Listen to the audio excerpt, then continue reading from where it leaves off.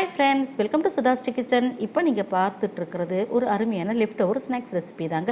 இது என்ன பொருள் சேர்த்து செஞ்சுருக்கோம்னா, நம்ம வீட்டில் மதியம் மீந்து போன சாதம் வச்சு தாங்க ஈவினிங்கில் அட்டகாசமான இந்த ஸ்நாக்ஸ் ரெசிபி பண்ணியிருக்கோம்.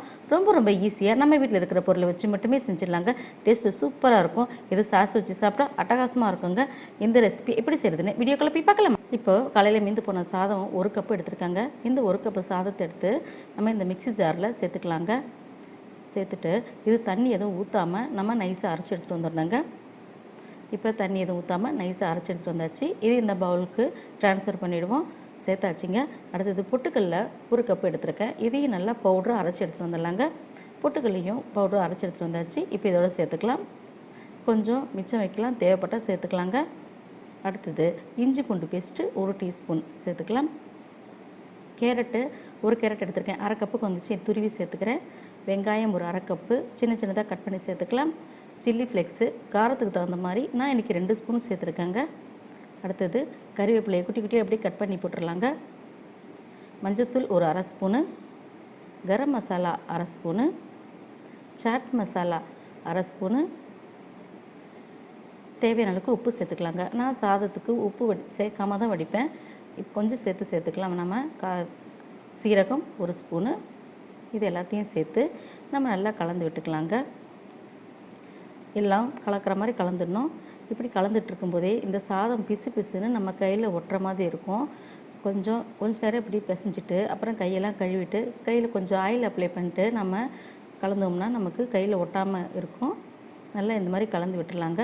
இப்போ இது கூட ரவை 2 ஸ்பூன் சேர்த்துக்கலாங்க. ரவை சேர்க்கறதுனால நம்மளுடைய ஸ்நாக்ஸ் ரெசிபி நல்லா முறுமுறுன்னு சூப்பராக இருக்கும். இப்போ நம்ம கையெல்லாம் கழுவிட்டு நான் இப்போ பிசையும் போது நம்ம கையில் ஒட்டாமல் வருது பாருங்கள். இப்போ இந்த பொட்டுக்கல்ல இந்த ரவையெல்லாம் சேர்க்கறதுனால நமக்கு கையில் ஒட்டாமல் நல்லா வந்துடும். எந்த பிரச்சனையும் இல்லை, நல்லாவே இருக்கும். இந்த மாதிரி நல்லா பிசைஞ்சு எடுத்துகிட்டு வந்துடலாங்க.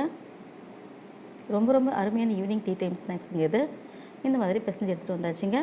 பிசைஞ்சு எடுத்துகிட்டு வந்துட்டு இது ஒரு தட்டு வச்சு மூடிடலாம். ரவை சேர்த்துருக்கிறதுனால ஊறுனா நல்லா முறுமுறுன்னு இருக்கும். இப்போ 10 நிமிஷம் ஆச்சு, திறந்துக்கலாம். இப்போ கையில் கொஞ்சமாக ஆயில் அப்ளை பண்ணிவிட்டு நம்ம சின்ன உருண்டைகளாக இப்படி நம்ம உருட்டி எடுத்துகிட்டு வரலாங்க. நம்ம விரும்பின ஷேப்பில் நம்ம செஞ்சுக்கலாங்க.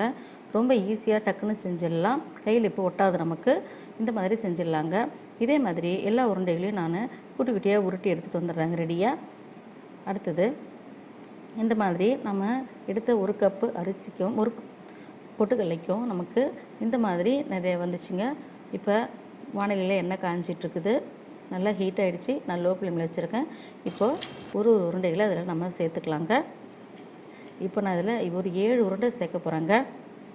இந்த ஸ்நாக்ஸ் ரெசிபி நல்லா நமக்கு லோ ஃப்ளேமில் வச்சு நம்ம நல்லா நிதானமாக பொரிச்சு எடுக்கணும். அப்போ செஞ்சால் தான் நமக்கு உள்ளே நல்லா அந்த பொட்டுக்கல்ல அந்த சாதம்லாம் நல்லா வெந்துடும். மேலே நல்லா முறுமுறுன்னு இருக்கும்.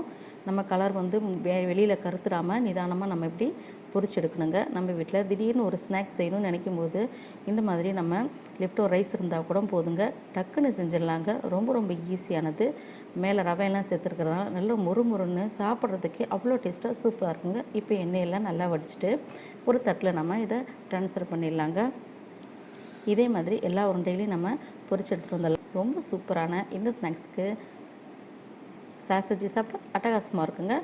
உங்களுக்கு இந்த லெஃப்ட் ஓவர் ரைஸ் பால் பிடிச்சிருந்துச்சுன்னா SudhaSri கிச்சனுக்கு சப்ஸ்கிரைப் பண்ணுங்கள். ஃப்ரெண்ட்ஸ் அண்ட் ரிலேட்டிவ்க்கு ஷேர் பண்ணுங்கள், லைக் பண்ணுங்கள், கமெண்ட் பண்ணுங்கள்.